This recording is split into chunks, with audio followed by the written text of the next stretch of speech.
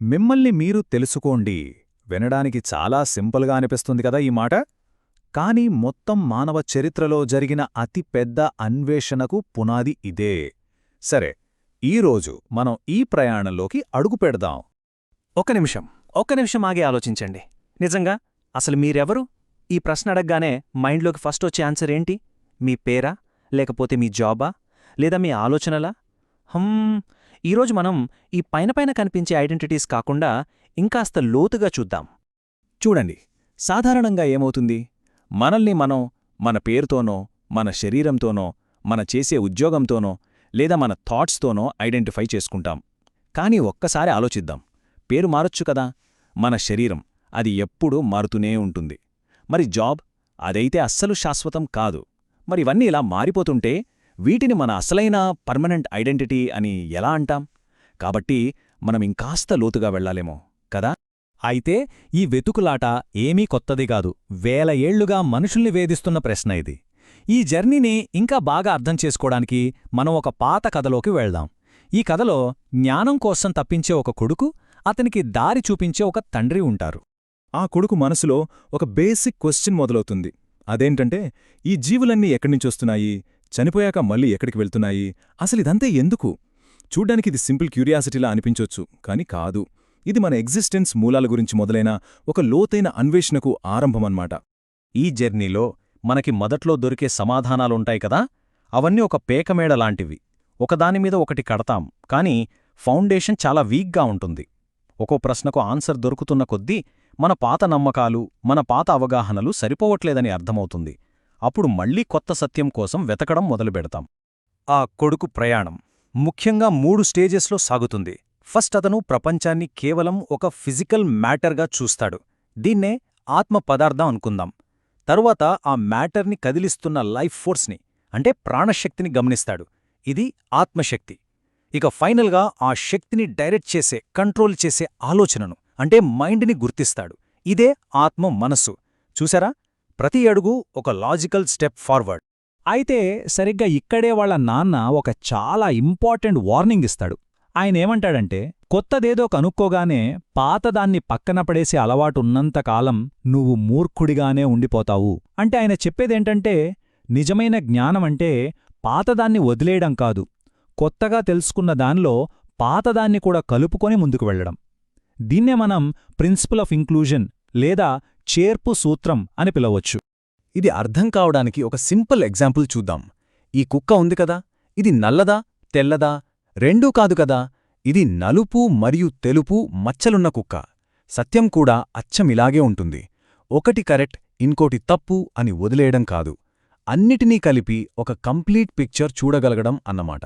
సరే, ఇప్పుడు ఆ కొడుకు తన జర్నీలో ఆల్మోస్ట్ చివరి మెట్టుకొచ్చేశాడు.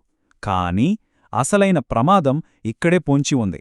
మన ఇంటెలిజెన్స్, మన లాజిక్ ఏవైతే మనల్ని ఇంత దూరం తీసుకొచ్చాయో అవే మనకు పెద్ద ట్రాప్గా మారే ప్రమాదముంది.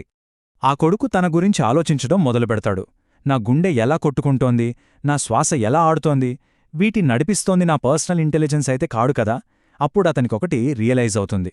అదేంటంటే, మన శరీరాల్ని, గ్రహాల్ని, నక్షత్రాల్ని, ఇలా ఈ మొత్తం యూనివర్స్ని కోఆర్డినేట్ చేసే ఒక యూనివర్సల్ ఇంటెలిజెన్స్ ఉందని. కానీ ఈ యూనివర్సల్ ఇంటెలిజెన్స్ ఉందని గుర్తించినంత మాత్రాన సరిపోదు. బుద్ధుడు ఏమంటాడంటే, కేవలం తెలివితేటల వైపు వెళ్లేవాళ్లు తమ మైండ్లోనే బందీలైపోతారు. వాళ్లు ఇంటెలిజెంట్గా ఉండే క్రూర మృగాలుగా మారిపోయి దయనీయంగా చనిపోతారు.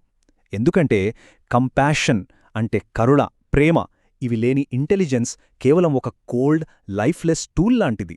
అది క్రియేట్ చేయగలదు, కానీ డిస్ట్రాయ్ కూడా చేయగలదు. సో మన ముందు ఇప్పుడు 2 దారులు క్లియర్గా కనిపిస్తున్నాయి. ఒకటి, కేవలం ఇంటెలిజెన్స్ దారి.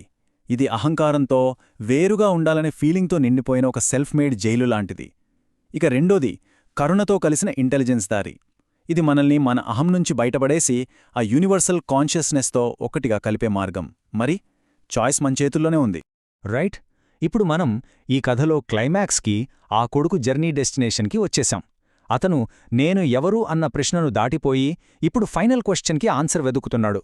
అదేంటంటే, ఈ సృష్టి యొక్క ఆనందమేంటి, దీని పర్పస్ ఏంటి? చూడండి, ఇప్పటిదాకా జరిగిన జర్నీ అంతా వాట్ అనే దాని గురించి. అంటే మ్యాటర్ అంటే ఏంటి, ఎనర్జీ అంటే ఏంటి, మైండ్ అంటే ఏంటి?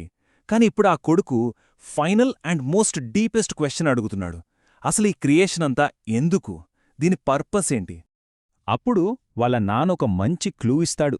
ఆయనేమంటాడంటే, ఒక కుండ కోసం నువ్వు వెతకాలంటే ఫస్ట్ ఆ కుండ అనే ఐడియా నీ మైండ్లో ఉండాలి కదా అంటాడు. అచ్చమలాగే ఈ క్రియేషన్ పర్పస్ ఏంటి అనే ప్రశ్న మనలో పుట్టిందంటే దాని సమాధానం కూడా మన లోపలే దాగి ఉందని అర్థం. ప్రశ్న ఎక్కడుంటే ఆన్సర్ కూడా అక్కడే ఉంటుంది. ఈ కనెక్షన్ని ఇంకా బాగా అర్థం చేసుకోవాలంటే సముద్రం, అల వీటి గురించి ఆలోచిద్దాం. అల ఎక్కడ్నుంచొస్తుంది? సముద్రం నుంచి. ఎక్కడుంటుంది? సముద్రంలోనే. చివరికి ఎక్కడికి వెళ్తుంది? మళ్ళీ సముద్రంలోకే కలిసిపోతుంది. అలకి ఒక సపరేట్ షేప్ ఉన్నా సరే దాని అసలు తత్వం సముద్రమే. అలాగే మనం కూడా ఆ భగవంతుడి నుంచే వచ్చాం, ఆయనలోనే ఉన్నాం. మనం వేర్వేరుగా కనిపిస్తున్నా మనందరి మూలం మాత్రం ఒక్కటే. అందుకే ఫైనల్ ఆన్సర్ అనేది ఒక ఐడియా కాదు, ఒక థియరీ కూడా కాదు. అదొక ఎక్స్పీరియన్స్. అదే నేను ఉన్నాను అనే ప్యూర్ స్టేట్ ఆఫ్ బీయింగ్. ఇదే మొత్తం క్రియేషన్కి సోర్స్. ప్రేమ, ఆనందం, సంతోషం ఇవన్నీ ఈ బీయింగ్ క్వాలిటీస్ అనమాట. అది ఎందుకుంది అంటే సింపుల్, ఉండటంలోనే దానికి ఆనందం. సరే, ఇంతకీ ఈ ప్రాచీన జ్ఞానం మన మోడర్న్ లైఫ్కి ఎలా కనెక్ట్ అవుతుంది? ఈ ఫిలాసఫికల్ అండర్స్టాండింగ్ మన డైలీ లైఫ్లో ఎలాంటి మార్పు తీసుకురాగలదు? దాని గురించి చూద్దాం.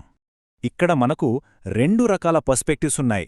ఒకటి, మనిషిగా పుట్టడం ఒక ప్రివిలేజ్, ఒక ప్రత్యేక హక్కు అని ఫీలవడం.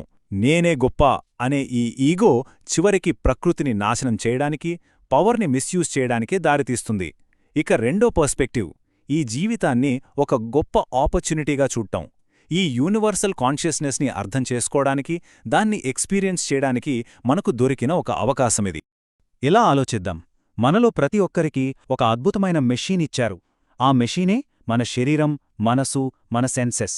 మరి మన లైఫ్ పర్పస్ ఏంటి?